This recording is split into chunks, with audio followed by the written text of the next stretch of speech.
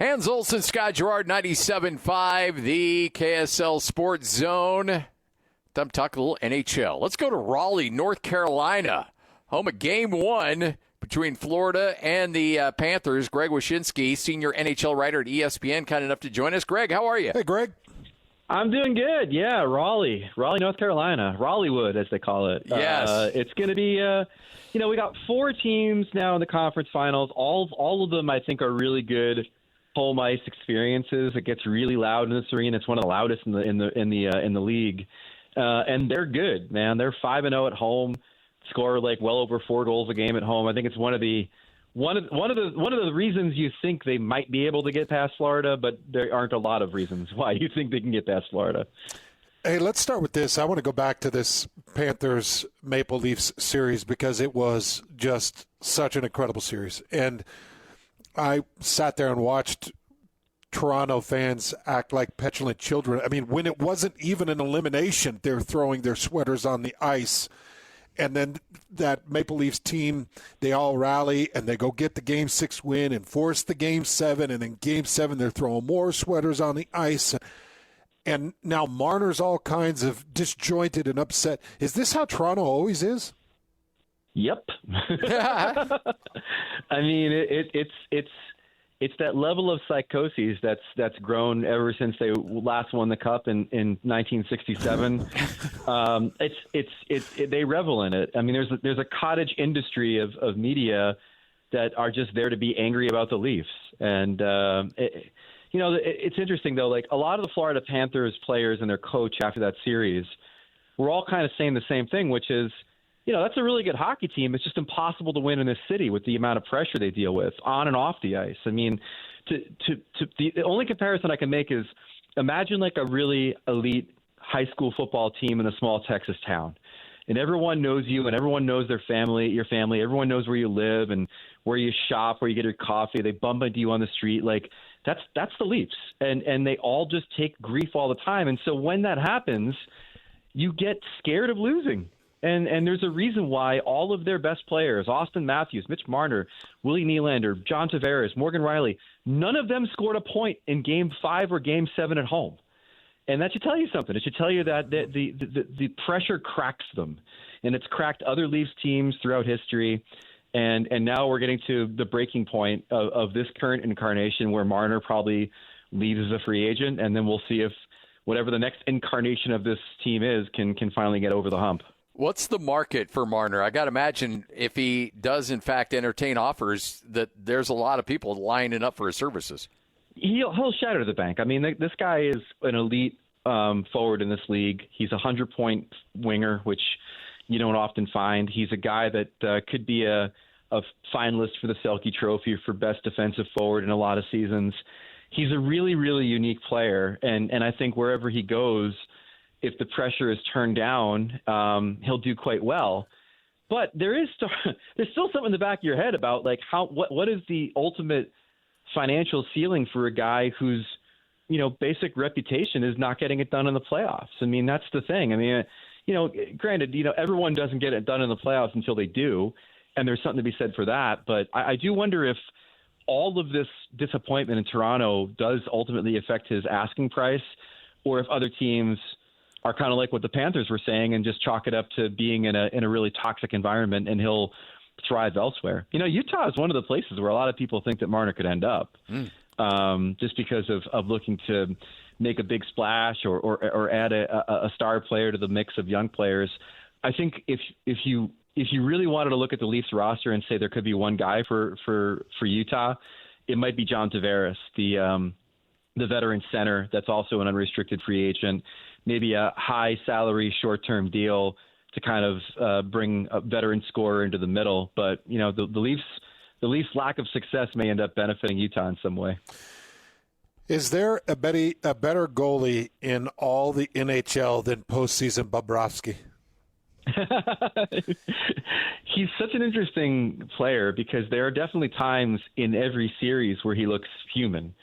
And then there are other times when he looks like the best goalie that ever played in the playoffs. And, he's been more of that second thing, I think, for them in the last several games than the first thing. And when he gets locked in, there's no getting it by him, and he has been the rock on which the Panthers have built these last two runs to the Cup final. I'll say this, though. The guy he's playing across the ice, Freddie Anderson, is having probably the best postseason I've seen him have. And is that a product of the team in front of him? A little bit.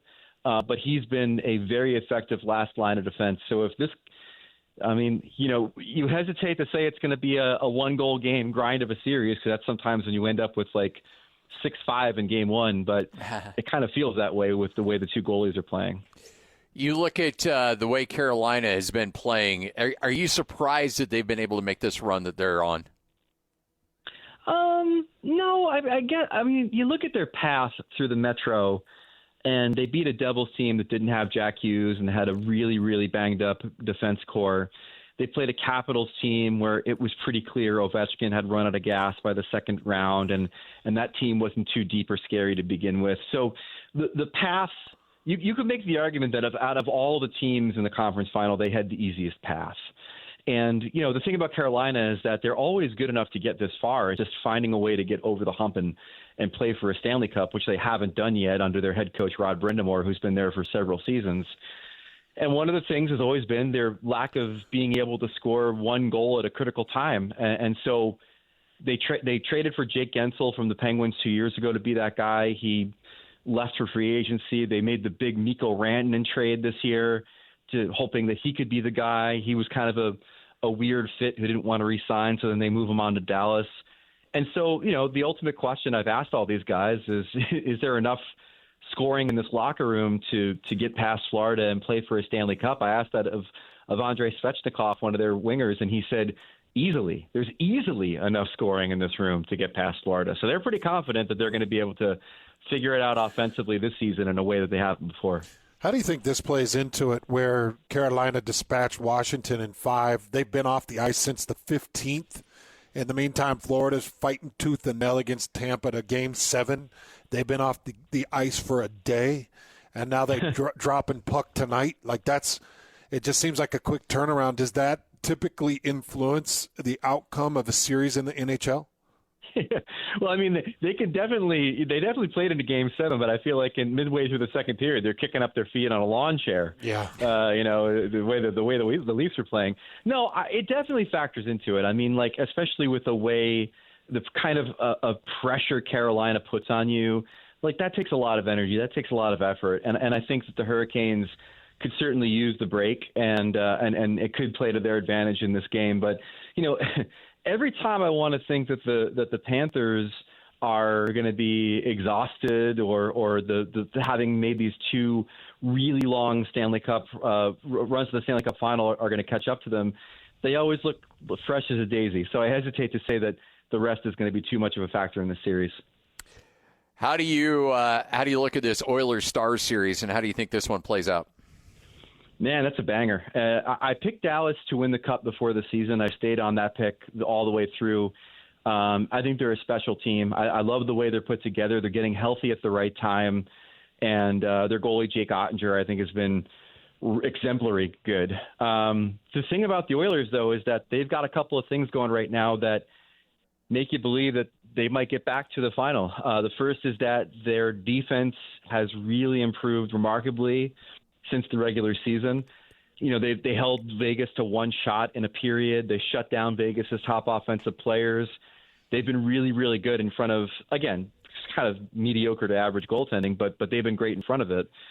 And the second thing is they haven't had to rely on Connor McDavid and Leon Draisaitl to be the best players in the team. They haven't had to carry them in the way that they have in previous playoff runs. That's been the depth players on this Oilers team that really got them through the last round. So, if they're able to make the conference final without Connor and Leon dragging them by the collar to get there, it's kind of a scary proposition for Dallas, and this is going to be a really, really good series. Are Edmonton fans a lot like Toronto fans? Do they have a similar inferiority complex where they've been beat down for so many years and they've got to the show but haven't won the show? Do they think and act the same way Toronto fans act?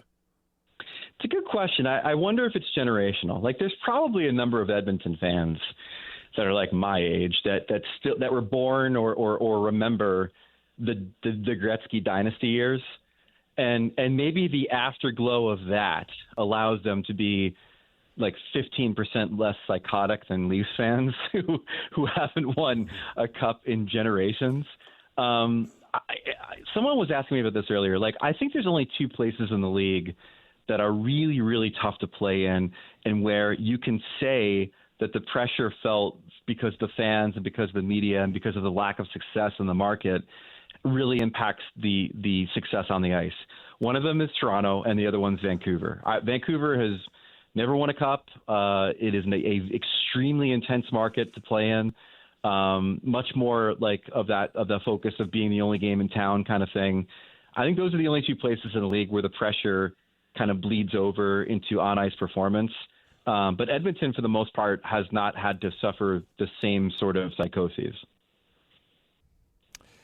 Just when it's all said and done, where do you think Connor McDavid will rank in terms of some of the greatest players to ever play this game?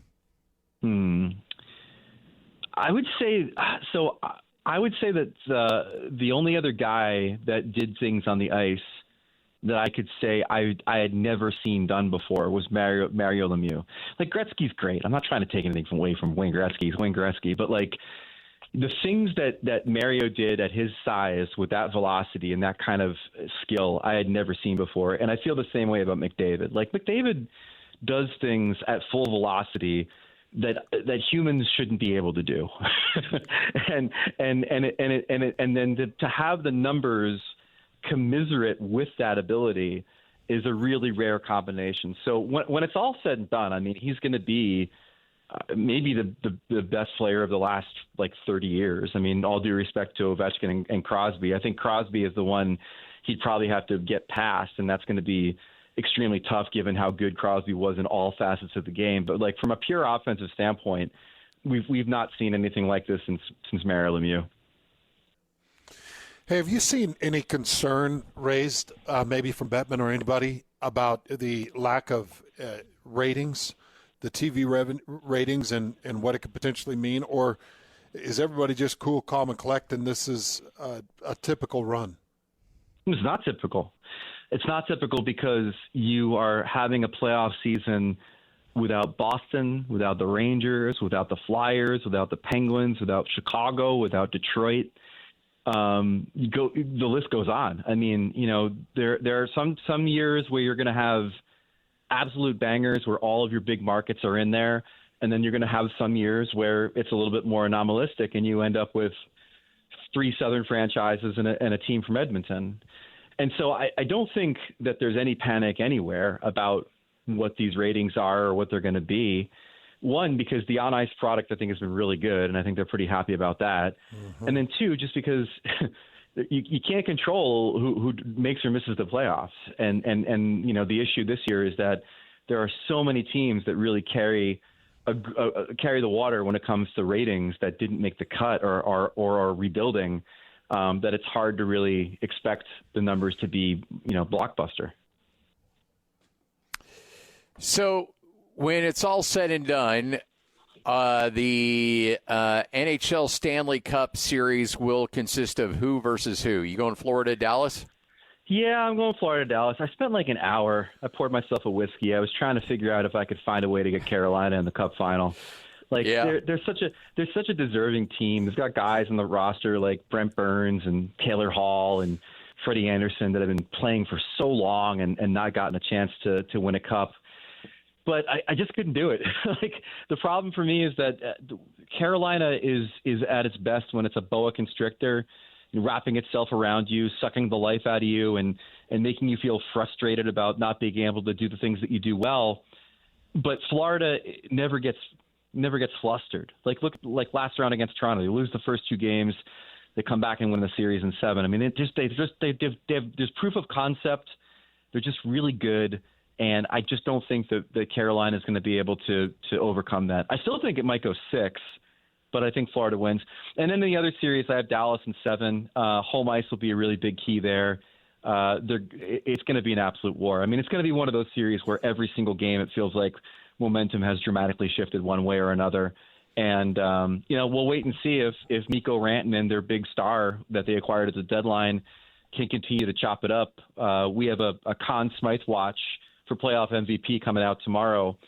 He's the leader right now, but they're going to need him to really be on another level against this Edmonton team. Just to revisit something that we touched on a little bit earlier for any listeners that might be joining us through this, the Mitch Marner potential with the Utah Mammoth, it's real. I've seen some of the talk and banter out there about it.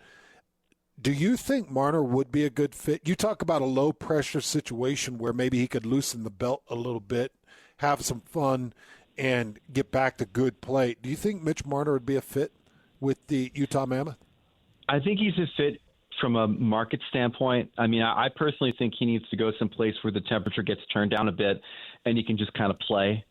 I think it's a good fit from a upward trajectory standpoint. I mean, I love this Utah roster in a lot of ways. And, you know, you could see guys like Logan Cooley really benefiting from having Mitch Marner on the team. He's obviously an outstanding player. I think what I want best for Marner, though, is for him to not have to be a guy who is center stage in the spotlight, be a guy who is shouldering the pressure for a team. Obviously, with the money he's going to sign for on a team like Utah, he would be that guy, and that's a lot of responsibility. I'd rather him be on a team like Vegas, where the core of that team has won, and the core of that team can shoulder the pressure of postseason stress, and he can just kind of do his thing, and be maybe on a team with a more veteran and accomplished core.